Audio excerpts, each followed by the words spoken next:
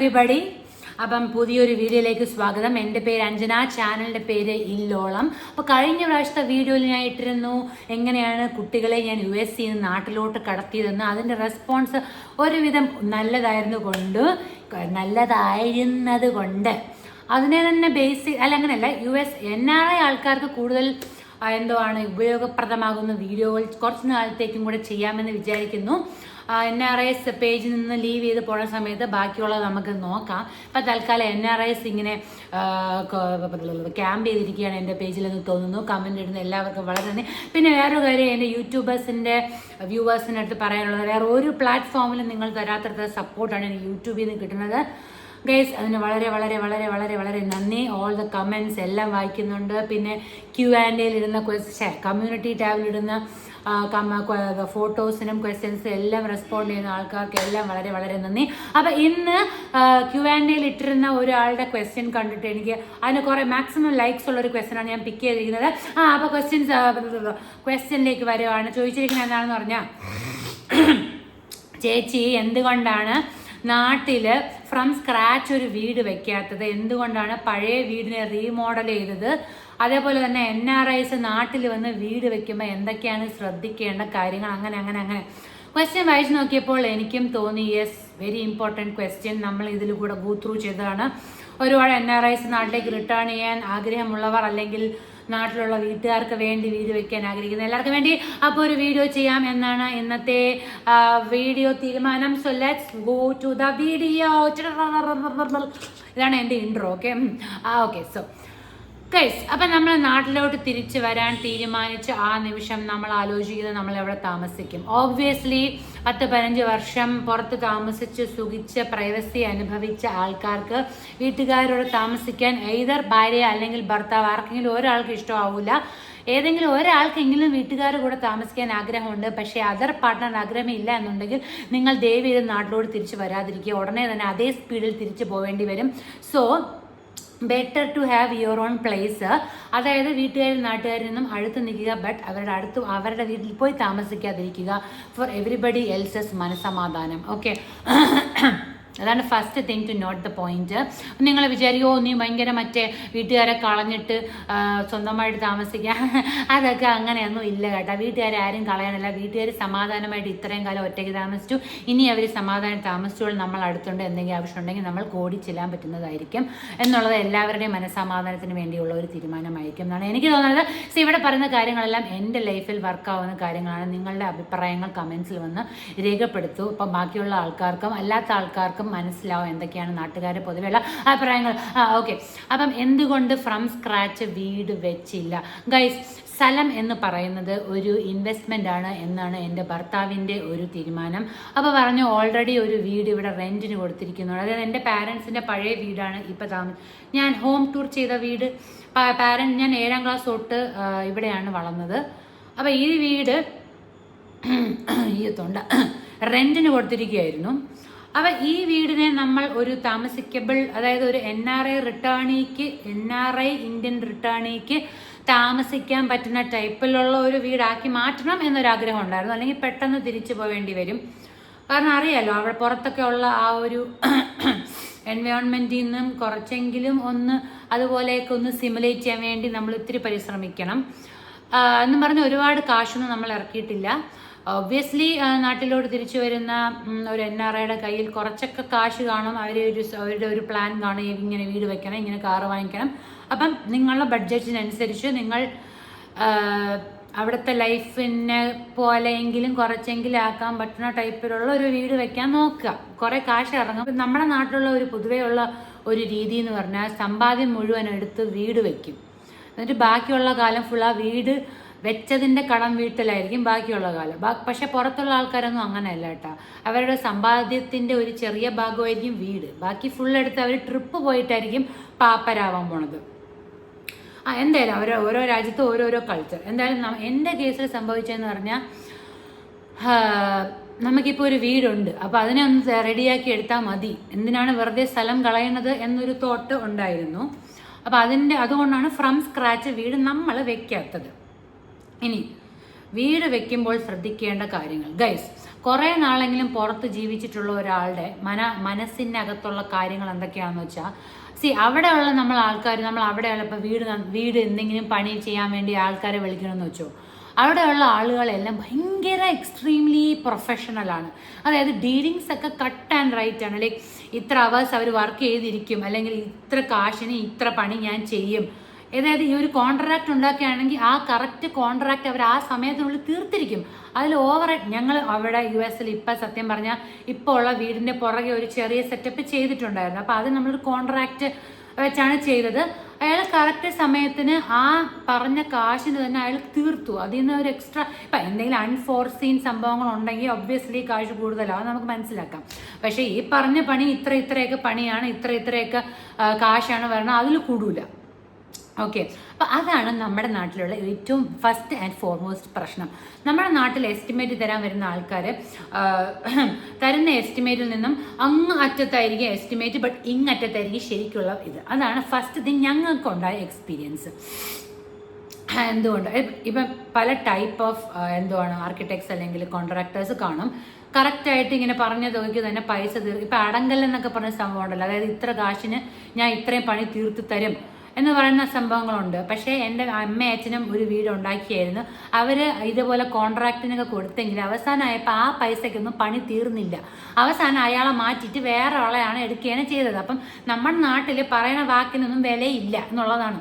പറയണ വാക്കിന് ഇടുന്ന ഒപ്പുകൾക്കൊന്നും വിലയാണ്. അത് ഏത് സമയം വേണമെങ്കിലും മാറാം. സോ അപ്പം നിങ്ങൾ അവിടുത്തെ എക്സ്പീരിയൻസ് വെച്ച് ഇവിടെ ഒന്നും ചെയ്യാൻ വരരുത്. ഇവിടുത്തെ പണിക്കാർക്ക് പണി ചെയ്യാൻ ഭയങ്കര പാടാണ്. ബാക്കിൽ നിന്ന് ഇങ്ങനെ കുത്തി കൊടുക്കേണ്ടി വരും എപ്പോഴും ഒരാളെ നിന്ന്. നമുക്കൊക്കെ ഇവിടെ വരുമ്പോഴത്തേക്കും ഒന്നാമത് ചൂട്, രാവിലെ തൊട്ട് വൈകുന്നേരം വരെ ഈ ആളുകൾ പണിയണം അങ്ങനെ നോക്കിക്കൊണ്ട് നിന്നാൽ മാത്രമേ ഇവിടെ പണി നടക്കുള്ളൂ.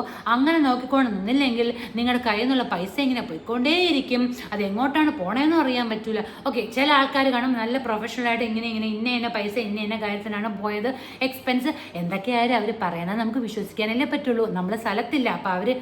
അപ്പം അവർ പറയണതാണ് നമ്മൾ കേൾക്കേണ്ടത്. ഓക്കെ, നമ്മൾ പൈസ ഇങ്ങനെ കൊടുത്തുകൊണ്ടിരിക്കും. ചില ആൾക്കാർക്ക് വളരെ ലക്കിയാണ്, അവരുടെ പാരൻസ് ഇങ്ങനെ ഇരുന്ന് പുറത്ത് അവരിയ്ക്കുമ്പോൾ തന്നെ ചിലപ്പോൾ നാട്ടിൽ വീട് പണി ചെയ്യുന്ന ആൾക്കാരുണ്ടായിരിക്കും. അവർക്ക് പാരൻസ് ഇങ്ങനെ വന്ന് ഇങ്ങനെ നോക്കണം. ലക്കി ആയിട്ടുള്ള ആൾക്കാരുണ്ടെങ്കിൽ വളരെ നല്ലത്. പക്ഷേ വയസ്സായ ആൾക്കാരാണ്, അവരെയൊക്കെ ചിലപ്പം പറ്റിക്കുക ചിലപ്പോൾ എളുപ്പമായിരിക്കും. നമുക്ക് അല്ലാത്ത ചില ആൾക്കാരുണ്ട്, ഇല്ലെന്ന് ഞാൻ പറയുന്നത്. പക്ഷേ ഇതൊക്കെയാണ് അതിൻ്റെ പിന്നിലുള്ള ചില പ്രശ്നങ്ങൾ ഗൈസ്. അതായത് നമ്മളിപ്പം വീട് പണി നടക്കുന്ന സൈറ്റിൽ വന്ന് നമ്മളിവിടെ ഉള്ളപ്പോഴാണ് വീട് പണികൊണ്ടിരുന്നത്. അപ്പം ഞാൻ എൻ്റെ വീട്ടിലും ഹസ്ബൻഡിൻ്റെ വീട്ടിലുമാണ് ആദ്യത്തെ കുറേ നാൾ താമസിച്ചുകൊണ്ടിരുന്നത്. കാരണം അവരവർക്ക് അവരവരുടെ സ്പേസ് വേണം എന്നുള്ള ഒരു ഇതുകൊണ്ട് തന്നെയാണ്. അല്ലാതെ എന്നെ ഇൻലോസിനെ കടിച്ച് തിന്നാൻ വരും അങ്ങനെയൊന്നുമില്ല. പക്ഷെ ഞാൻ വർക്കിംഗ് ആണ്, പിള്ളേർ വർക്ക് ഫ്രം അന്ന് ഓൺലൈൻ കോവിഡ് സമയത്ത് എല്ലാവരും വീട്ടിലാണ്. അപ്പം എന്താണ് ബെസ്റ്റായിട്ട് നമ്മുടെ ഫാമിലിക്ക് വർക്ക് ആവണത്, അങ്ങനത്തെ ഒരു അറ്റ്മോസ്ഫിയറിലാണ് നമ്മൾ. അതായത് എൻ്റെ ഹസ്ബൻഡിൻ്റെ വീട്ടിൽ ഞാൻ വീക്കെൻഡ് ആകുമ്പോൾ അവിടെ പോവും. പിന്നെ എനിക്ക് വർക്ക് ചെയ്തുകൊണ്ട് പിള്ളേരെയും ഓൺലൈൻ ക്ലാസ്സുകളൊക്കെ എല്ലാം മാനേജ് ചെയ്തുകൊണ്ട് പോകാൻ എൻ്റെ വീടാണ് എനിക്ക് ഓക്കെ, അല്ലെങ്കിൽ ബെറ്ററായിട്ട് തോന്നിയ ഒരു അറ്റ്മോസ്ഫിയർ. അപ്പം ഞാൻ അവിടെ നിന്നു. അതെൻ്റെ ഹസ്ബൻഡിന് ഓക്കെ ആയിരുന്നു, താങ്ക്ഫുള്ളി. അപ്പം അങ്ങനെയൊക്കെ എല്ലാം അഡ്ജസ്റ്റ് ചെയ്യാൻ ഒക്കെ ഉള്ള ഒരു സാഹചര്യം ഒക്കെ ആയിരുന്നു. അപ്പം നമ്മൾ സൈറ്റ് ഇടയ്ക്കിടയ്ക്ക് വിസിറ്റ് ചെയ്യാൻ പോകുമ്പോഴത്തേക്കും ചില ആൾക്കാരൊക്കെ എപ്പോൾ വിസിറ്റ് ചെയ്യാൻ പോകുമ്പോഴും ഉറങ്ങിക്കൊണ്ടിരിക്കുകയായിരിക്കും, ഫോൺ നോക്കിക്കൊണ്ടിരിക്കുകയായിരിക്കും. അപ്പം നമ്മൾ ആദ്യമൊന്നും ഇതൊന്നും ശ്രദ്ധിക്കാറില്ല. അവർ ചിലപ്പം ഞാൻ മുന്നേ പണി എടുത്തിട്ട് ഇപ്പം നമ്മൾ വന്നപ്പോൾ റെസ്റ്റ് ചെയ്ത്, നമ്മളധികം സ്ട്രിക്റ്റ് ഒന്നും അല്ലാത്തതുകൊണ്ട് പണിക്കാർക്ക് നമ്മളകത്ത് കാണുമ്പോൾ വലിയ സാറ് വന്ന് പണിയെടുക്കണം അങ്ങനത്തെ ഒരു ടെംപ്റ്റേഷനൊന്നും ഇല്ല. ചില ആൾക്കാർ എപ്പോഴും ഇങ്ങനെ ചുമ്മാതെ ഇരിക്കുകയായിരിക്കും. വൈകുന്നേരം ജസ്റ്റ് ശമ്പളം മാത്രം വാങ്ങിച്ചുകൊണ്ട് പോകുന്ന ചില ആൾക്കാരുണ്ടായിരുന്നു എന്ന് നമുക്ക് പിന്നെയാണ് മനസ്സിലായത്. അപ്പം നിങ്ങൾ ചോദിക്കും, നിങ്ങൾ പണിയെല്ലാം ഇങ്ങനെ എടുത്ത് മേൽനോട്ടം നടത്തുന്ന ഒരാളെ അപ്പോയിന്റ് ചെയ്താൽ പോരെ? ഈ അപ്പോയിന്റ് ചെയ്യുന്ന ആളും നമ്മളെ പറ്റിക്കുകയില്ല എന്ന് നിങ്ങൾക്ക് ഉറപ്പുണ്ടോ? ഒന്നിനും ഒരു ഉറപ്പില്ല കേസ് നമ്മുടെ നാട്ടിൽ. എല്ലാത്തിനും ഒരാളിങ്ങനെ ലിറ്ററലി വന്ന് നോക്കാതെ ഒന്നും നടക്കില്ല. So first and foremost thing, പണിക്കാരെ മാനേജ് ചെയ്യുന്നത് ഒരു തലപ്രാന്ത് പിടിക്കുന്ന പരിപാടിയാണ്, എസ്പെഷ്യലി ഫോർ NRIs. കാരണം നമുക്ക് പുറത്ത് ഇപ്പോൾ ഏത് പണി ഏൽപ്പിച്ചാലും അവർ പണികൾ അടിപൊളിയായിട്ട് ഫിനിഷ്, അവർ പണി എടുത്തിട്ടേ കാശ് വാങ്ങിക്കുള്ളൂ. ഉടായ്പെന്നൊരു സംഭവം പുറത്തുള്ള ഞങ്ങൾക്ക് അറ്റ്ലീസ്റ്റ് എക്സ്പീരിയൻസ് ചെയ്തിട്ടില്ല. അപ്പം ആ ഒരു എക്സ്പീരിയൻസ് ഇവിടെ വന്നിട്ട് നമ്മളെല്ലാവരും കുറച്ച് നാൾ വിശ്വസിച്ചു.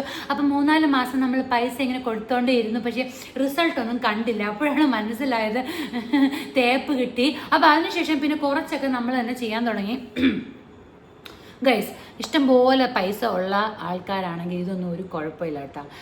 എന്തായാലും നമുക്കിപ്പോൾ വന്ന് നോക്കി നടത്തി കാര്യങ്ങൾ ചെയ്യാൻ പറ്റില്ല. ബട്ട് പൈസ മാത്രം എത്ര വേണമെങ്കിൽ കൊടുക്കാം. ഓക്കെ, നിങ്ങളത് ഓക്കെ ആണെങ്കിൽ, നിങ്ങൾ അവരെ പറ്റിക്കുകയാണെങ്കിൽ നിങ്ങൾക്ക് കുഴപ്പമില്ല, പൈസ എത്ര വേണം കൊടുക്കാം. അങ്ങനെയുള്ള ആൾക്കാർ ഈ വീഡിയോ കാണൂല എന്ന് തന്നെയാണ് ഫസ്റ്റ് ഓഫ് ഓൾ എനിക്ക് തോന്നുന്നത്. കുറച്ചൊക്കെ എന്തുവാണ്, നമ്മൾക്ക് കാശ് നമ്മുടെ ആരും പറ്റിച്ചുകൊണ്ട് ഗൈസ്, എല്ലാവരുടെയും പൈസ നമ്മൾ കഷ്ടപ്പെട്ട് നമ്മൾ പണിയെടുക്കുമ്പോൾ കിട്ടുന്ന പൈസയാണ്, മരത്തിൽ നിന്നും മുളയ്ക്കുന്ന പൈസയല്ല. എത്ര നമുക്ക് കാശുണ്ടെന്ന് പറഞ്ഞാലും ചുമ്മാ ഇങ്ങനെ ചോദിക്കുന്നത് ഇങ്ങനെ എടുത്തു കൊടുത്തോണ്ട് അങ്ങനെ ഇരിക്കരുത് എന്നുള്ളതാണ് എൻ്റെ ഒരു ഇത് ഗൈസ്, മനസ്സിലായില്ലേ? അപ്പം നമ്മൾ ഹാർഡ് ഏൺഡ് മണി നമ്മൾ അങ്ങനെ ചുമ്മാ ആർക്കും മിക്കവരും അങ്ങനെ കൊടുക്കില്ല. പക്ഷേ ചിലക്ക് വേറെ നിവൃത്തി ഇല്ലാത്തതുകൊണ്ട് ഇങ്ങനെ കൊടുത്തുകൊണ്ടേയിരിക്കും, അവർ പൈസ ഉണ്ടാക്കിക്കൊണ്ടേയിരിക്കും. അത് ഓക്കെ, അത് അവരുടെ രീതി ഗൈസ്. പിന്നെ ഈ മെറ്റീരിയൽസ് നമ്മൾ വാങ്ങിക്കില്ല, ലൈക്ക് ടൈൽസ്, മീൻസ് ലൈറ്റ്, പിന്നെ പല പ്ലംബിങ് സാധനങ്ങൾ, ഇതെല്ലാം വാങ്ങിക്കണത് നമ്മൾ പോയി വാങ്ങിക്കുകയാണെങ്കിൽ ഒബ്വിയസ്ലി നമുക്ക് കാശ് കുറേ സേവ് ചെയ്യാം. അപ്പം അവരാണ് പോയി വാങ്ങിക്കണമെങ്കിൽ അവരും നമ്മൾ വാങ്ങിക്കുന്ന കടക്കാരും തമ്മിൽ ചിലപ്പോൾ ഡീലിങ്സ് കാണും. അവർ ചിലപ്പം വില കൂട്ടിയൊക്കെ ബില്ലൊക്കെ ഇട്ട് കൊടുക്കും. ഇതൊക്കെ നമ്മുടെ നാട്ടിൽ സർവ്വസാധാരണമായി നടക്കുന്ന ചില കാര്യങ്ങളാണ് ഗൈസ്. അപ്പം ഏത് ഏരിയയിൽ വേണമെങ്കിലും നമ്മൾ പറ്റിക്കപ്പെടാം. പിന്നെ പണിക്കാരാണെങ്കിൽ ചില ദിവസം ഇങ്ങനെ വിളിച്ചിട്ട് പറയും, സാർ ഇന്നെൻ്റെ കണ്ണ് പഴുത്ത് ചീഞ്ഞളിഞ്ഞിരിക്കുകയാണ്, അതുകൊണ്ട് ഇന്ന് എനിക്ക് വരാൻ പറ്റൂല. എല്ലാ ദിവസവും ചില ആൾക്കാർക്ക് കണ്ണ് വേദന, എല്ലാ ദിവസവും ചില ആൾക്കാർ ഗ്രൂപ്പിലുള്ള ഒരാളുടെ അമ്മയോ അച്ഛനോ മരിക്കും. ഇത് സ്ഥിരം ചില എക്സ്ക്യൂസാണ്. ഒരു മരണം അല്ലെങ്കിൽ കണ്ണ് പഴുത്ത് ചീഞ്ഞളിക്കണം. ഇത് കുറേ ദിവസം സെയിം എക്സ്ക്യൂസ് കേട്ടപ്പോഴാണ് പിന്നെയാണ് നമുക്ക് മനസ്സിലായത് ഇതെല്ലാം ഫുൾ കള്ളത്തരമാണ്. അപ്പം എന്തായാലും ആളുകളെ മാനേജ് ചെയ്യാൻ ഒരു പ്രത്യേക കഴിവ് തന്നെ വേണം ഗൈസ്. എനിക്ക് തോന്നുന്നു ഇവിടെ തന്നെ സെറ്റിൽ ചെയ്ത് ഇവിടുത്തെ ഈ നമ്മുടെ നാട്ടിൽ തന്നെ ജീവിക്കുന്ന ആൾക്കാർക്ക് ഒരുവിധം ഒരു ഐഡിയ കാണും എങ്ങനെ ആളുകളെ. പക്ഷേ ചില ആൾക്കാർക്ക് അതുപോലും പറ്റൂല എന്ന് തോന്നുന്നു. ഇവിടെ ഇങ്ങനെ പുഷ് ചെയ്തുകൊണ്ടേയിരിക്കണം നമ്മൾ. ആ പുഷൊന്നും ചെയ്തില്ലെങ്കിൽ പണി നടക്കും. എത്ര വീടുകളാണ് വർഷങ്ങളായിട്ട് ഇങ്ങനെ എൻ്റെ അപ്പുറത്ത് തന്നെ ഒരു വീട് 1 വർഷമായിട്ട് അത് പണി ഇങ്ങനെ എഴയണ പോലെയാണ്. നമ്മൾ ഫോഴ്സ് ചെയ്തില്ലെങ്കിൽ പണിക്കാർ അവരിങ്ങനെ പൈസ വാങ്ങിച്ചിട്ട് പലയിടത്തുനിന്ന് പണി പിടിച്ചിടും. എന്നിട്ട് അവർ ഇപ്പം തീർത്തരും പറഞ്ഞിട്ട് 5 സ്ഥലത്ത് ഒരു ദിവസം ഇവർ ഒരു സൈമിൾട്ടേനിയസ്ലി പണി നടത്തും. അതെങ്ങനെയാണ് ചെയ്യണത്? അപ്പം അത് നമ്മൾ അത്രയും പുഷ് ചെയ്താൽ മാത്രമേ പുഷ് ചെയ്യുന്ന ആൾക്കാരുടെ അടുത്ത് അവർ വന്നിട്ട് അവർ പണി തീർക്കോളൂ. സോ നിങ്ങൾക്ക് ഇപ്പം മനസ്സിലായില്ലേ? അവിടെ ഇരുന്നുകൊണ്ട് ഇവിടുത്തെ കാര്യം മാനേജ് ചെയ്യാൻ പറ്റണമെങ്കിൽ ഒരാൾ എന്താണ് ഡെഡിക്കേറ്റഡ് ആയിട്ട് ഇവിടെ നിന്ന് അത് നോക്കിയാൽ പറ്റും. ഇപ്പം നിങ്ങൾ വിചാരിക്കും ഒരാൾക്ക് പൈസ കൊടുത്താൽ പോരെ, പൈസ കൊടുത്താൽ മതി, പക്ഷെ അയാൾ വിശ്വസിക്കാൻ പറ്റുമോ ഇല്ലേ എന്നുള്ളത് നിങ്ങളുടെ തലവേദനയാണ് കേട്ടോ. എല്ലാത്തിനും തൊട്ട് അത് എവിടെയാണെങ്കിലും അങ്ങനെയൊക്കെ തന്നെ. പക്ഷേ അത് കൊടുക്കണതിൻ്റെ റിസൾട്ട് ഇവിടെ അത്രയ്ക്ക് കിട്ടൂല എന്നുള്ളതാണ് ഗൈസ്. നമ്മൾക്ക് അത്രമാത്രം നമ്മളെ വിഷമിപ്പിച്ചു ഗൈസ്. കാരണം നമുക്കത് കണ്ട് ശീലമില്ല. നമുക്ക് മറ്റേ ആത്മാർത്ഥമായി പണിയെടുക്കുന്ന ജനവിഭാഗങ്ങളുടെ കൂട്ടത്തിൽ നിന്ന് നമ്മൾ വന്നിട്ട് ഇവിടെ മറ്റേ വേലക്കള്ളന്മാർ, സത്യം പറഞ്ഞാൽ വേലക്കള്ളന്മാർ തന്നെയാണ്. എത്ര പ്രാവശ്യം ചായ കുടിക്കും, എത്ര പ്രാവശ്യം ഉച്ചയ്ക്കൊക്കെ 1 മണിക്കൂർ ചുമ്മാ കിടന്ന് ഒരു ഉറക്കം, എന്നിട്ട് അത് കഴിഞ്ഞ് ചായ 1 മണിക്കൂർ, രാവിലെ വൈകുന്നേരം ഉച്ചയ്ക്ക് 3 നേരം ബ്രേക്ക്. എന്നിട്ട് രാവിലെ 5 മണിക്ക് വരും, 2 മണിയൊക്കെ ആകുമ്പോഴത്തേക്കും പണി തീർക്കും. നമ്മൾ എണീറ്റ് വരുമ്പം തന്നെ 11 മണിയാവും സൈറ്റിലെന്ന് വെച്ചു. 5 മണിയോട്ട് 11 മണി എന്താണ് ചെയ്തതെന്ന് ചോദിച്ചാൽ ചിലപ്പോൾ ഒരു പ്രോഗ്രസ്സും കാണൂല. എന്നിട്ട് എന്തെങ്കിലുമൊക്കെ ഇങ്ങനെ തപ്പി തടവിക്കൊണ്ടൊക്കെ ഇരിക്കും. So it is so ഡിസ്ഹാർട്ടനിങ് guys. ഭയങ്കര മോശമാണ് നമ്മുടെ നാട്ടിൽ പണിക്കാരന്മാർ. നല്ല പണിക്കാർ കാണും, ഇല്ലയെന്ന് ഞാൻ പറയുന്നില്ല. അത്രയും നല്ലതായിട്ട് അവരെ മാനേജ് ചെയ്യാൻ കഴിവുള്ള ഒരു മാനേജറാണ് നമുക്ക് ആവശ്യം. ഫ്ലാറ്റിലോട്ടൊക്കെ താമസം മാറുന്ന ആൾക്കാർ കാണുമായിരിക്കും, ഈ NRI കുറേ ആൾക്കാർ ഫ്ലാറ്റ്. പക്ഷെ നമുക്ക് അതൊട്ടും പറ്റൂല ഗൈസ്. നമുക്ക് ഈ മണ്ണിനോട് ഉള്ള ഒരു സ്നേഹമുള്ള ആൾക്കാർ എന്ന് പറഞ്ഞാൽ എൻ്റെ വീട്ടിൽ കുറേ മണ്ണ് അങ്ങനെയൊന്നുമില്ല. പക്ഷേ കുറച്ചെങ്കിലും ചെടിയൊക്കെ നട്ട് അതിന് വെള്ളമൊക്കെ ഒഴിച്ച് ഫ്ലാറ്റിലും ചെടിയൊക്കെ നടാം. ഞാൻ പറഞ്ഞതിൻ്റെ പൊരുൾ മനസ്സിലായി. നമ്മൾ തറയിൽ എർത്തിൽ കാല് ചവിട്ടണം എന്നുള്ള ആഗ്രഹമുള്ള ഒരു ആൾക്കാരാണ് ഞാനും എൻ്റെ ഭർത്താവും. അപ്പം എത്രയൊക്കെ നമ്മൾ ഫ്ലാറ്റിലോട്ട് മൂവ് ചെയ്യണം എന്നൊക്കെ വിചാരിച്ചാലും ഇപ്പം ഇടയ്ക്ക് വെച്ച് നമ്മൾ വിചാരിക്കും ഇപ്പം കുറച്ചും കൂടെ എന്താണ് യങ് ക്രൗഡിൻ്റെ ഇടയിൽ പോകണം, ഹാപ്പനിങ് ആയിട്ടുള്ളൊരു കമ്മ്യൂണിറ്റിയിലൊക്കെ പോകണം. ചിലപ്പോഴൊക്കെ നമ്മൾ ആ പുറത്തുള്ള ലൈഫ് മിസ് ചെയ്യുമ്പോൾ അത് പോകണം എന്നുള്ള ആ ഒരു ടെംപ്റ്റേഷനിലും അടുത്തോട്ട് വരുമ്പോഴത്തേക്കും പുറകോട്ട് വലിയും. പറ്റൂല, അവിടെ പോയാലും നമുക്ക് ഒട്ടും പറ്റൂല. 2 ദിവസം കഴിയുമ്പോഴത്തേക്കും നമുക്ക് മടുക്കും. ലൈക്ക് നമുക്ക് രണ്ടുപേർക്കും ഭൂമിയിൽ കാല് തൊട്ടാൽ ഒത്തിരി പാടാണ്. ഒരുപാടുപ്പെട്ട ആൾക്കാർക്കൊക്കെ അങ്ങനെയായിരിക്കും. നമ്മുടെ നാട്ടിലുള്ള ആൾക്കാരെല്ലാം ഈ ഫ്ലാറ്റ് ലൈഫ് അധികം ജീവിച്ചിട്ടുണ്ടാവില്ല നമ്മുടെ നാട്ടിൽ കൊച്ചിലെ. പക്ഷേ പുറത്തൊക്കെ പോകുമ്പോൾ നമുക്ക് വേറെ നിവൃത്തിയില്ല. അപ്പോൾ നാട്ടിലോട്ട് തിരിച്ചു വരുമ്പം ഒബ്വിയസ്ലി ഫ്ലാറ്റിലോട്ടൊന്നും മാറാതിരിക്കാൻ നോക്കുക. ഈ മെട്രോസിലൊക്കെ പോകുന്ന ആൾക്കാർക്ക് വേറെ നിവൃത്തിയില്ല. ബട്ട് കഴിയുമെങ്കിൽ ഇങ്ങനെ സ്വന്തം വീടിനകത്തോട്ട് മൂവ് ചെയ്യുകയാണെങ്കിൽ നിങ്ങൾക്ക് കുറച്ചും കൂടെ നാൾ കണ്ടിന്യൂ ചെയ്യാൻ പറ്റും. വേറെ ഒരു ഇമ്പോർട്ടൻറ്റ് പോയിന്റ്, വീട്ടുകാരുടെയും നാട്ടുകാരുടെയും അടുത്ത് നിന്ന് ദൂരെ താമസിക്കാനുള്ള സ്കോപ്പ് വല്ലതും ഉണ്ടെന്ന് നോക്കണം. അതിൻ്റെ അടുത്താണെങ്കിൽ വളരെ ബുദ്ധിമുട്ടായിരിക്കും. ബുദ്ധിമുട്ടെന്ന് പറഞ്ഞാൽ നമുക്ക് കുഴപ്പമില്ല, പക്ഷെ ആ ഒരു പ്രഷറിനകത്തിരുന്ന് നമ്മൾ മനസ്സിലല്ലേ over involvement from the society വരാതിരിക്കാനുള്ള ഒരു സെറ്റപ്പ് നമ്മൾ ആദ്യമേ ഞാൻ ഓൾറെഡി പറഞ്ഞു കഴിഞ്ഞു. സോ ഗൈസ്, ഈ വീഡിയോയിൽ നിന്ന് എന്തെങ്കിലുമൊക്കെ നിങ്ങൾക്ക് കിട്ടിക്കാണും. അപ്പം മെയിനായിട്ട് സ്ഥലം ഉള്ള ആൾക്കാർ, ഇപ്പം പല ആൾക്കാർക്കും സ്ഥലം കാണൂല. അപ്പോൾ സ്ഥലം വാങ്ങിക്കുമ്പോൾ തന്നെ ഒരു ലോഡ് പൈസ പോകും. അത് കഴിഞ്ഞിട്ട് പിന്നെ അതിൻ്റെ മേളിൽ വീട് വയ്ക്കുമ്പോൾ അടുത്ത് NRIസിന് പൈസ ഒരു വലിയ കാര്യമല്ല എന്ന് എനിക്കറിയാം. ബട്ട് സ്റ്റിൽ എല്ലാവർക്കും money is very important. After all money is what we are living for and the food is also the main thing. But money is we need it, right? So money നമ്മൾ അപ്പം ഉള്ള വീടിനെ നന്നാക്കി എടുക്കാനും പറ്റും. പക്ഷെ പ്രശ്നം എന്ന് പറഞ്ഞാൽ നമ്മുടെ വീട്ടിൽ ഫുള്ള് വാട്ടർ റിട്ടൻഷൻ്റെ പ്രശ്നം ഉണ്ടായിരുന്നു. അപ്പോൾ ഈ മതിലുകളെല്ലാം ഒരുമാതിരി എക്സിമ പിടിച്ച് ചൊറിഞ്ഞിളകണ പോലെ ഇപ്പോൾ ഇളകി തുടങ്ങി. അപ്പോൾ പഴയ വീട് റീമോഡൽ ചെയ്ത് അങ്ങനെയൊക്കെ പ്രശ്നങ്ങളൊക്കെ ഉണ്ടാവും കേട്ടോ. അപ്പോൾ നിങ്ങളുടെ പൈസ പോലെ എല്ലാം, നിങ്ങളുടെ ഫിനാൻസ് പോലെ എല്ലാം നിങ്ങൾക്ക് ചെയ്യാൻ പറ്റട്ടെ. പിന്നെ ഇപ്പം എനിക്ക് തോന്നുന്നു കുറേ ആൾക്കാരൊക്കെ മറ്റേ വില്ല സ്റ്റൈലിലൊക്കെ വന്ന് വാങ്ങിക്കുന്ന ആൾക്കാരൊക്കെ ഉണ്ട്. അതൊക്കെ കുറച്ചും കൂടെ ചിലപ്പോൾ നല്ലതായിരിക്കും. നിങ്ങൾക്കൊരു സോഷ്യൽ ലൈഫൊക്കെ വേണമെങ്കിൽ. നമുക്കിവിടെ തൽക്കാലം സോഷ്യൽ ലൈഫൊക്കെ ഭയങ്കര ബോറാണ്. കാരണം പണ്ടത്തെ ഒരു കമ്മ്യൂണിറ്റിയാണ്. അപ്പം അങ്ങോട്ടും ഇങ്ങോട്ടൊന്നും ആളുകളൊന്നും അങ്ങനെ ഒന്നും മിങ്കിൾ പരിപാടികളോ സംസാരിക്കും കാണുമ്പോൾ അങ്ങനെയൊക്കെ ഉണ്ട്. അല്ലാതെ വീട്ടിൽ പോവാൽ കുറേ നേരം ഇരുന്ന് വർത്താനം പാർട്ടി അങ്ങനത്തെ സെറ്റപ്പൊന്നും ഇല്ല. നമ്മൾ അങ്ങനെ ഇപ്പം മിസ്സും ചെയ്യുന്നില്ല. കാരണം നമ്മൾ ഫ്രണ്ട്സിനെ ഇടയ്ക്കൊക്കെ മീറ്റ് ചെയ്യും ചിലപ്പോഴൊക്കെ. അപ്പോൾ അതുകൊണ്ട് അങ്ങനത്തെ ഒരു അല്ല, അതിപ്പം പുറത്താണെങ്കിലും വീക്കെൻഡ്സ് അല്ലേ നമ്മൾ മീറ്റ് ചെയ്യാറുള്ളൂ. പക്ഷേ ഒരു ബിഗർ ക്രൗഡ് കാണും ഇവിടെ. പക്ഷെ അങ്ങനെയൊന്നും ഇല്ല. ആകെ ഉള്ള 2 ആൾക്കാരെ വെച്ച് നമ്മൾ അഡ്ജസ്റ്റ് ചെയ്യേണ്ടി വരും. ഇവിടുത്തെ മെയിൻ പ്രശ്നം എന്ന് പറഞ്ഞാൽ പെട്ടെന്ന് തന്നെ എല്ലാം ഇങ്ങനെ ഒരുമാതിരി ചീത്തായി തുടങ്ങും. ലൈക്ക് പെയിൻ്റ് ആണെങ്കിലും മറ്റേ ബാത്റൂമിൻ്റെ സംഭവങ്ങളൊക്കെ ആണെങ്കിലും മഴയൊക്കെ അല്ലേ. അപ്പോൾ പായലൊക്കെ പിടിച്ച് കുറച്ച് ക്ലീനിങ് കുറച്ചധികം. പിന്നെ മേടുള്ളതുകൊണ്ട് കുഴപ്പമില്ല. പക്ഷേ മെയിൻ്റനൻസ് കുറച്ച് പുറത്തുള്ള വീടുകളെ വെച്ച് നോക്കുമ്പോൾ ഹൈ മെയിൻ്റനൻസ് ആണ്. കാരണം വെതറും അങ്ങനെയാണ്, പൊടി എല്ലാം ഉണ്ട്. അപ്പം അത് ഒരു പിന്നെ ആൾക്കാരെ വെച്ച് നമ്മൾ ചെയ്യുന്നതുകൊണ്ട് കുഴപ്പമില്ല. പക്ഷെ ഞാൻ പറഞ്ഞതേ ഉള്ളൂ, സ്വന്തം വീട് വെച്ച് ഇങ്ങനെ കമ്പയർ ടു ഫ്ലാറ്റ് നല്ല മെയിൻ്റനൻസ് ആണ്. ലൈക്ക് കുറച്ച് സ്പേസ്, ഇതൊക്കെ നമുക്ക് ഓൾറെഡി അറിയാവുന്ന കാര്യങ്ങളാണ്, പറയേണ്ട വിഷയമാവാം. കുറച്ച് പ്രശ്നം എന്ന് പറഞ്ഞാൽ ഈ ഹ്യൂമിഡ് വെതർ ആകുമ്പോഴത്തേക്ക് നമ്മൾ അലമാരിയിലൊക്കെ തുണിയൊക്കെ ഇങ്ങനെ കുറച്ച് നാൾ ചെറിയ തുറക്കാതൊക്കെ ഇരുന്ന് കഴിഞ്ഞാലുള്ള ചില ചെറിയ പ്രശ്നങ്ങൾ മൊത്തത്തിൽ പ്രശ്നം തന്നെ എന്നായിരിക്കും. പക്ഷേ ഗൈസ്, എല്ലാം കൂടെ ഒരുമിച്ച് നമുക്ക് കിട്ടുമല്ലോ. അപ്പം നമ്മൾ വെതർ റെസിസ്റ്റൻ്റ് ആയിട്ടുള്ള സാധനങ്ങൾ യൂസ് ചെയ്ത് നമ്മൾ ഉണ്ടാക്കുക. കാരണം ഈ വീട്ടിൽ, പഴയ വീട്ടിൽ തടിയായിരുന്നു ഉണ്ടായിരുന്നത്. ഇപ്പോൾ ഇതൊരു താഴ്ന്ന സ്ഥലം, കുറച്ച് ഹ്യൂമിഡ്, പണ്ടത്തെ വയലായിരുന്ന ഒരു സ്ഥലത്താണ് നമ്മൾ ഈ വീട് ഇപ്പം ഇരിക്കുന്നത്. അപ്പോൾ അത് കാരണം വെള്ളത്തിൻ്റെ ഒരു, ഞാൻ പറഞ്ഞില്ലേ എപ്പോഴും കുറച്ചിങ്ങനെ വെള്ളം ഇങ്ങനെ എല്ലായിടത്തും ചിലയിടത്തൊക്കെ ഇങ്ങനെ കാണപ്പെടും. അപ്പം പണ്ടത്തെ ഈ വീട്ടിൽ തടി അലമാരകളൊക്കെ ആയിരുന്നു. അപ്പം അതൊക്കെ ഇങ്ങനെ കുറേ നാളിന് ശേഷം തുറക്കുമ്പോഴത്തേക്കും അതിൻ്റെ അടിയിൽ ചെതൽ, പിന്നെ ഇല്ലാത്ത സാധനങ്ങളൊന്നുമില്ല, പാറ്റ. ഇപ്പം നമ്മൾ ഫുള്ളി എല്ലാം മാറ്റിയെങ്കിലും അല്ല, മെയിൻ നമ്മൾ ശ്രദ്ധിച്ചതെന്ന് പറഞ്ഞാൽ ഈ തടി അലമാരയൊക്കെ മാറ്റിയിട്ട് ഫുൾ അലുമിനിയം ഫ്രെയിംസാണ് ഇട്ടിരിക്കുന്നത്.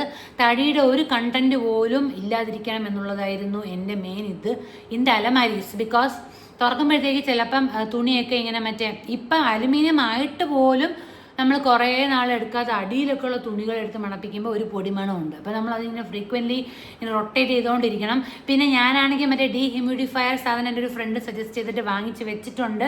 അത് വാങ്ങിച്ച് വെക്കുമ്പോൾ ചെറിയൊരു ഡിഫറൻസ് ഉണ്ട്. പക്ഷേ അത് 2 ദിവസത്തിൽ തന്നെ അതിങ്ങനെ കുറേ ബോൾസാണ് കേട്ടോ. അതിങ്ങനെ മോയ്സ്ചർ അബ്സോർബ് ചെയ്യുന്ന സാധനമുണ്ട്. 2 ദിവസം കഴിഞ്ഞപ്പോഴത്തേക്ക് ആ ബോളെല്ലാം വെള്ളം പോലെയായി. അത് വെള്ളമായി കഴിഞ്ഞാൽ പിന്നെ അത് യൂസ് ചെയ്യാൻ പറ്റില്ല. അതാണെങ്കിൽ ഭയങ്കര എക്സ്പെൻസീവ് ആയിട്ടുള്ള സാധനമാണ്. പറഞ്ഞപ്പോഴാണ് അത് ഇനി മാറ്റാറുണ്ട്. ഞാൻ എല്ലാ അലമാരയിലും കൊണ്ട് വെച്ചിട്ടുണ്ട്. അത് വെച്ചാൽ ആ ഒരു പൊടിമണം മാറി കിട്ടും. അപ്പോൾ ഇതൊക്കെയാണ് ടിപ്സ് കേട്ടോ.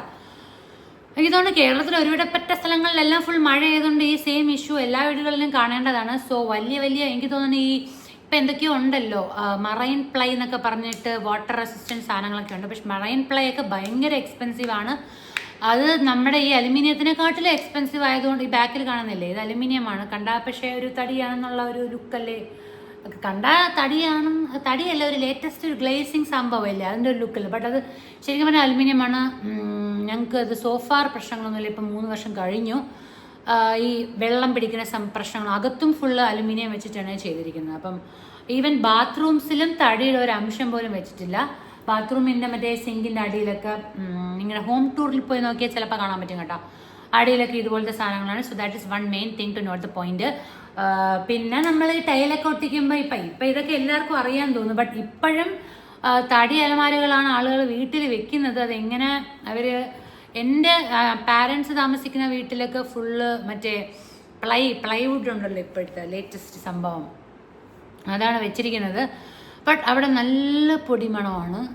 എന്ന് പറഞ്ഞാൽ ആ മോയ്സ്ചറും ആ എയറും കൂടെ മിക്സ് ചെയ്യുമ്പോഴത്തേക്കും ഒരു മഷി എന്തോ ഒരു സ്മെല്ല് വരില്ല. അത് അലർജി ഉള്ളവർക്കൊന്നും ഒട്ടും പറ്റില്ല. അപ്പം അങ്ങനത്തെ സാധനങ്ങൾ ഉപയോഗിക്കാതിരിക്കാൻ നോക്കുക. പിന്നെ കിച്ചണിൽ അവരുടെ വീട്ടിൽ വെള്ളം നനയുന്ന ഭാഗങ്ങളൊക്കെ കുറച്ച് മോശമാണ്. ഇങ്ങനെ ബ്രൗൺ ടിൻറ്റ് ആയി തുടങ്ങി, ലൈക്ക് ഒരുമാതിരി ഈർപ്പം അടിച്ചിട്ടുള്ള ഒരു സംഭവമില്ലേ, അതാണ് പ്ലൈവുഡ് യൂസ് ചെയ്തുള്ള കുഴപ്പം. മറൈൻ പ്ലൈ കുറച്ച് ബെറ്റർ ആണെന്ന് തോന്നുന്നു. സോഫാർ അത് പക്ഷേ ഭയങ്കര എക്സ്പെൻസീവ് ആണ്. അപ്പം marine ply is okay I think. അതൊക്കെയാണ് അപ്പോൾ ഇൻറ്റീരിയേഴ്സിൻ്റെ കാര്യം. അടുത്ത് നമ്മൾ ഫർണിച്ചർ എന്ന് പറയുന്നത് ഇവിടെ ഒരു വലിയ ലോബിയാണ് ഗൈസ്. അതായത് വലിയ വലിയ ഫർണിച്ചർ കടകളിലൊക്കെ പോയി കഴിഞ്ഞാൽ ഭയങ്കര മറ്റേ ചക്ക തേക്ക്, ഇപ്പം തേക്കൊക്കെ മറ്റേ എന്താണ് മലേഷ്യൻ തേക്കൊക്കെയാണ് പലതും. ബട്ട് തേക്കെന്ന് പറഞ്ഞപ്പോൾ വെയിറ്റ് കുറച്ച് കുറവാണ് മലേഷ്യൻ തേക്കിന് റിയൽ തേക്കിന്. അപ്പം റിയൽ തേക്കൊക്കെ നമ്മൾ വീട്ടിൽ കാർപ്പൻ്റർ വെച്ച് ഉണ്ടാക്കുക. ഇപ്പം അതൊക്കെ ട്രെൻഡ് പോയി. പക്ഷേ അതൊരു ഭയങ്കര ഒരു ലോബി തന്നെയാണ്. അപ്പം നമ്മൾ അറിഞ്ഞും കണ്ടൊക്കെ ചെയ്തില്ലെങ്കിൽ അതിൽ കുറേ പൈസ പോയി കിട്ടും. സോ നമ്മളിപ്പോൾ ആദ്യം ഫർണിച്ചറൊക്കെ ചെയ്ത ഒരു 3 years മതി. നമ്മൾ 3 years കഴിയുമ്പോൾ വേറെ എവിടെയെങ്കിലും പോകും എന്നൊക്കെ ഉള്ള രീതിയിൽ അധികം വലിയ വിലയൊന്നും വേണ്ട. ബട്ട് 3 years ആയിട്ടും തൽക്കാലം ഫർണിച്ചേഴ്സിനൊന്നും വലിയ കുഴപ്പമില്ല. എല്ലാം മലേഷ്യൻ ടീക്ക് തന്നെയാണ് യൂസ് ചെയ്യുന്നത്. നമ്മൾ കസ്റ്റമായിട്ട് ഒരു സ്ഥലത്ത് കൊടുത്തിട്ട് നമ്മുടെ നമുക്ക് ഡിസൈനർ ഉണ്ടായിരുന്നു. അപ്പോൾ ആ ഡിസൈനർ പറഞ്ഞതനുസരിച്ച് നമ്മൾ കറക്റ്റായിട്ട് ആ അളവിനും നമ്മുടെ സ്പേസിനനുസരിച്ചൊക്കെ ചെയ്യിപ്പിച്ചതാണ്. സോഫാർ കുഴപ്പങ്ങളൊന്നുമില്ലാതെ പോകുന്നു. ബട്ട് ഫർണിച്ചറിൻ്റെ ലൈക്ക് നമ്മുടെ ഫ്രണ്ട് റൂമിലെ കുഷൻസൊക്കെ കുഷൻ്റെ കവേഴ്സൊക്കെ ഇല്ലേ, അതിൽ നമ്മൾ കുഷൻ കവർ ഇടുമ്പോഴത്തേക്കും കുഷൻ കവർ മനഃപൂർവ്വം ഇട്ടില്ല. കാരണം ഇവിടെ ഈർപ്പം കുറച്ച് കൂടുതലുള്ളതുകൊണ്ട് കുറച്ച് നാളെ നമ്മൾ അടച്ചിട്ടിട്ട് പോയിട്ട് തിരിച്ചു വരുമ്പോഴത്തേക്കും തുണി കവറുകളെല്ലാം മറ്റേ പൂപ്പലടിച്ച് ഇങ്ങനെ ഇരിക്കും. പിന്നെ അലർജിയുള്ള ആൾക്കാരുടെ കൂടെയാണ് ഞാൻ ജീവിക്കുന്നത്. അവർക്കൊക്കെ പിന്നെ ചുമയും കുരയൊക്കെ ആവും. അതുകൊണ്ട് നമ്മൾ ആദ്യമേ തന്നെ ഇതുപോലെ ഇത് ജസ്റ്റ് ഇതാണ്, ഇത് ബെഡിൻ്റെ സൈഡ് ബോർഡാണ്. ഇതുപോലെ ലെതർ ഇത് വെച്ചിട്ടാണ് ഫർണിച്ചേഴ്സൊക്കെ നമ്മൾ അതിൻ്റെ കവേഴ്സൊക്കെ ചെയ്തിരിക്കുന്നത്. സോ തുടച്ചെടുക്കാൻ പറ്റും, പൊടിയൊന്നും പറ്റിപ്പിടിച്ചിരിക്കില്ല. ബട്ട് തുണിയാണ് കൂടുതൽ ഭംഗി, ലൈക്ക് വെൽവെറ്റ് പോലത്തതും പല ടൈപ്പ് ഓഫ് ഡിസൈൻസ് ഉണ്ടല്ലോ ഇപ്പം. അപ്പം അതൊക്കെ തുണിയായിരിക്കും എന്തായാലും ഭംഗി കൂടുതൽ, ബട്ട് മെയിൻ്റനൻസ് കൂടുതലായിരിക്കും. അതാണ് പറയാനുള്ളത്. സോ അതിനുള്ള കറക്റ്റ് വെൻഡേഴ്സിനെയൊക്കെ കണ്ടുപിടിക്കുന്നത് ഒരു ചാലഞ്ചാണ്. പറ്റിക്കപ്പെടാനും ഉള്ള ചാൻസ് ഉള്ള ഒരു ഏരിയയാണ് ഈ ഫർണിച്ചർ എന്ന് പറയുന്നത്. പക്ഷേ ഇപ്പം മിക്ക കൺസ്ട്രക്ഷനിലും തുടങ്ങുന്നതിന് മുന്നേ തന്നെ ഈർപ്പം പിടിക്കാതിരിക്കാൻ വേണ്ടി അവരൊരു ബെൽറ്റ് പോലത്തെ ഒരു സാധനം ഫൗണ്ടേഷനിലോ ബേസ്മെൻറ്റിലോ എവിടെ എന്തോ ഒരു സംഭവം ചെയ്യുമല്ലോ.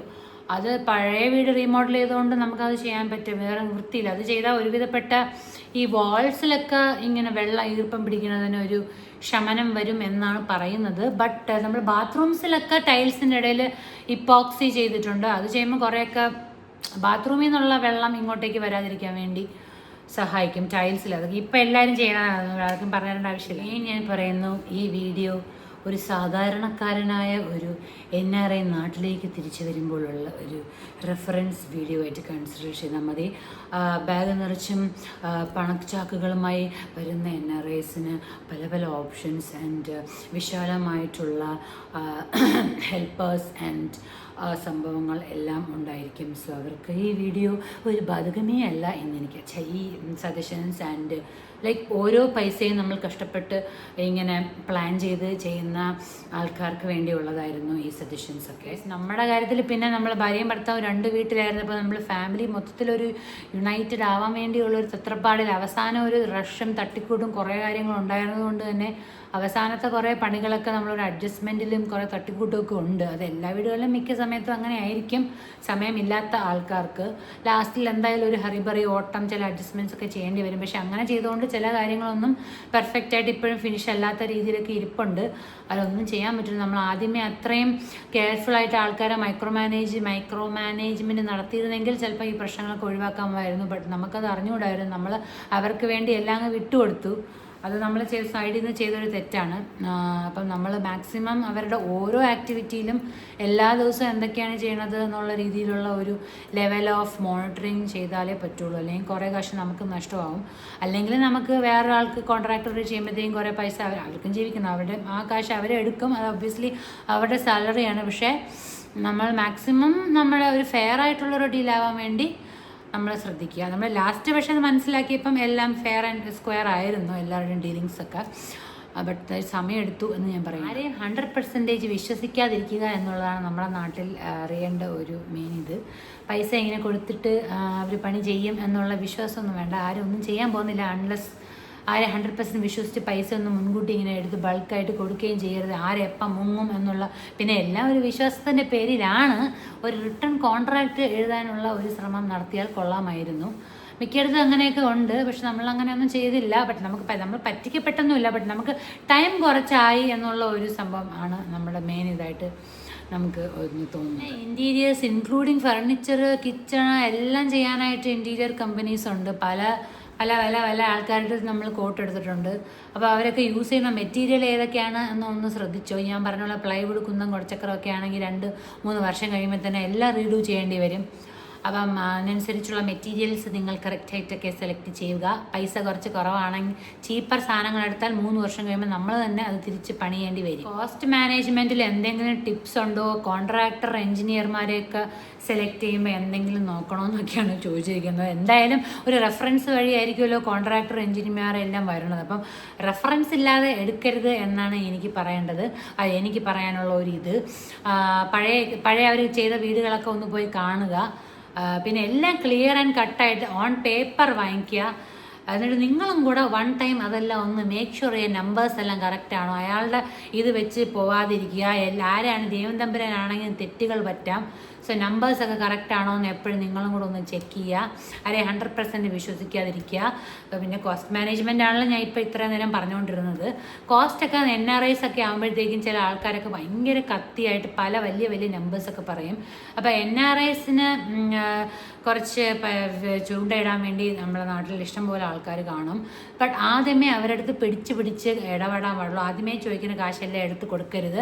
ഓരോന്നിനും ക്വസ്റ്റ്യൻസ് ചോദിക്കുക, എന്തിനാണ് എടുത്തത്. ഇപ്പം നിങ്ങൾക്ക് എന്തുവാണ് മോണിറ്റർ ചെയ്യാൻ ആളില്ലെങ്കിൽ ഉള്ള കാര്യമാണ് ഞാൻ പറയുന്നത്. എല്ലാം നോക്കാനും പിടിക്കാനും ആൾക്കാരുണ്ടെങ്കിൽ പിന്നെ ഒന്നും കുഴപ്പമില്ല. എല്ലാം കറക്റ്റായിട്ട് നമ്മുടെ നാട്ടിലുള്ള പാരൻസൊക്കെ നോക്കുകയാണെങ്കിൽ പെർഫെക്റ്റ് ആയിരിക്കും. കാരണം അവരെപ്പോഴും എല്ലാം കറക്റ്റായിട്ട് ഇതാണോ എന്നൊക്കെ നോക്കിയിട്ടേ കാര്യങ്ങൾ ചെയ്യാറുള്ളൂ. പക്ഷെ നമുക്കൊന്നും അങ്ങനെ ചിലർക്കൊന്നും അങ്ങനെ പാരൻസ് നോക്കാൻ കാണുമല്ലോ. നമ്മൾ അവിടെ ഇരുന്ന് ഇങ്ങനെ മാനേജ് ചെയ്യുന്നതുകൊണ്ട് ഫുള്ള് നമ്മളെ പറ്റിക്കായിരിക്കും എല്ലാവരും ചെയ്യുന്നത്. എല്ലാവരും അല്ലാത്ത ആൾക്കാരുണ്ട്. എല്ലാം പിന്നെ നിങ്ങൾ കറക്റ്റ് നോക്കിയും കണ്ട് പേപ്പറിൽ ഡീറ്റെയിൽസ് എല്ലാം എൻഡ് ഓഫ് ദ ഡേ കറക്റ്റായിട്ട് പൈസ എവിടെയാണ് എങ്ങനെയാണെന്നുള്ള ഡീറ്റെയിൽസ് നോക്കാമെന്നേ എനിക്ക് പറയാൻ പറ്റുള്ളൂ. അവിടെ ഇരുന്നുകൊണ്ട് ആണ് നിങ്ങൾ മാനേജ് ചെയ്യണമെന്നുണ്ടെങ്കിൽ ഭയങ്കര ബുദ്ധിമുട്ടായിരിക്കും. കുറച്ച് കാശ് നിങ്ങൾക്ക് എന്തായാലും പോകും. ബട്ട് അത് വേറെ നിവൃത്തിയില്ല. ബട്ട് ആരെങ്കിലുമൊക്കെ എപ്പോഴെങ്കിലും നമുക്ക് വിശ്വസിച്ചല്ലേ പറ്റൂ. വളരെ ചെറിയൊരു വീഡിയോ മീൻസ് ചെറിയൊരു ഇൻഫർമേഷൻ ആണെന്ന് എനിക്കറിയാം. എത്ര പേർക്ക് ഉപയോഗപ്രദമാവും എന്നെനിക്ക് അത്ര അറിഞ്ഞുകൂടാ. ബട്ട് ഒരാൾ ഇത് ക്വസ്റ്റൻ ചോദിച്ചിരുന്നത് കൊണ്ടും അതിൽ ഏറ്റവും കൂടുതൽ ലൈക്സ് ഇട്ടിരുന്നത് കൊണ്ടുമാണ് ഞാനത് പിക്ക് ചെയ്തത്. സോ ബേസിക്കലി ഇത് അത്ര എളുപ്പമുള്ളൊരു പരിപാടിയല്ല. നമ്മൾ അതിൻ്റെ വഴിക്കങ്ങ് പോട്ടെ എന്ന് വെച്ചാൽ 2-3 വർഷം എടുക്കും. അതുപോലെ തന്നെ പൈസയും നമ്മുടെ കയ്യിൽ നിന്ന് പോകും. പൈസയ്ക്ക് ഒരു കുഴപ്പമില്ല, ടൈമിന് ഒരു കുഴപ്പമില്ലാത്ത ആൾക്കാർക്ക് ഇങ്ങനെയൊക്കെ വലിച്ചായിട്ട് നീട്ടിക്കൊണ്ട് പോകുന്നതുകൊണ്ട് പ്രശ്നമൊന്നുമില്ല. നാട്ടിൽ വന്ന് സെറ്റിൽ ചെയ്യണം എന്നുള്ള ആഗ്രഹമുള്ള NRIs ആണെങ്കിൽ ഇഷ്ടംപോലെ പൈസ മാസാമാസം ഇങ്ങനെ കൊടുത്തുകൊണ്ടിരിക്കും. ഇഷ്ടംപോലെ പൈസ അവിടെ നിന്ന് കിട്ടുന്നുണ്ടാവും. അവർ ചോദിക്കുന്ന എല്ലാം ഇങ്ങനെ അയച്ചു കൊടുത്തുകൊണ്ടേയിരിക്കും. പിന്നെ അവർ ഫുള്ളി ഈ വീട്ടിലായിരിക്കും എടുക്കുന്നത്. അവരുടെ വേറെ ഉള്ള പ്രോജക്ട്സിനൊക്കെ ആയിരിക്കും കുറേ പൈസയൊക്കെ എടുത്തുകൊണ്ട് പോകുന്നത്. സോ അതൊരു കാര്യം ഞാൻ പറഞ്ഞതേ ഉള്ളൂ. അപ്പം അങ്ങനെയാണെങ്കിൽ എല്ലാവർക്കും എന്തെങ്കിലുമൊക്കെ ടിപ്സ് കുറച്ചെങ്കിലുമൊക്കെ കിട്ടിയെന്ന് വിചാരിക്കുന്നു. സോറി, ഞാൻ എന്തൊക്കെയോ പറഞ്ഞോന്ന് എനിക്ക് അറിയണം. എൻ്റെ എക്സ്പീരിയൻസ് ഇതൊക്കെയാണ് എനിക്ക് ഓർമ്മയുള്ളത്. വേറെ ഞാൻ മാക്സിമം ഓർത്തെടുക്കാൻ നോക്കി. പക്ഷേ ഇതൊക്കെ ബട്ട് എക്സിസ്റ്റിംഗ് വീട് റീമോഡൽ ചെയ്യുമ്പോൾ വേറെ കുറേ പ്രശ്നങ്ങൾ വരും കേട്ടോ. നമ്മുടെ ഡ്രെയിനേജ്, നമ്മുടെ പഴയ പ്ലംബിങ്, പഴയ ഇലക്ട്രിസിറ്റി, അതൊക്കെ കുറേ എക്സ്ട്രാ ടാസ്ക്കാണ്. ബട്ട് എന്തായാലും ഫ്രം സ്ക്രാച്ച് ഒരു വീട് വെക്കുന്നതിനെക്കാട്ടിലുള്ള എക്സ്പെൻസിൽ നിന്നും കുറച്ച് കുറവായിരുന്നു നമ്മുടെ എക്സ്പെൻസ്. പിന്നെ വീട് സ്ഥലം വാങ്ങിക്കാനുള്ള എക്സ്പെൻസ് ഇല്ല. അപ്പോൾ അങ്ങനെ കോസ്റ്റ് കട്ടിങ് നോക്കിക്കഴിഞ്ഞാൽ ഉള്ള വീടുകളെയും മെച്ചപ്പെടുത്തി എടുക്കുന്നതായിരിക്കാം. പ്രൊവൈഡഡ് വേറെ ചില പ്രശ്നങ്ങളുണ്ട്, ഈ വാട്ടർ മോയ്സ്ചർ പ്രശ്നങ്ങൾ. അപ്പോൾ അതൊക്കെ ആലോചിച്ച് നിങ്ങൾ തീരുമാനങ്ങൾ എടുക്കുക. ഓക്കെ, കമൻസിൽ suggestions and questions welcome. Thank you, bye bye. Follow button കുത്തിപ്പട്ടിക്കാൻ ആഗ്രഹമുള്ളവർ കുത്തിപ്പട്ടിക്കുക. 500K നമുക്ക് വെരി സൂൺ ആവാൻ പോവുകയാണ്. അപ്പോൾ ലവ് യു ഓൾ.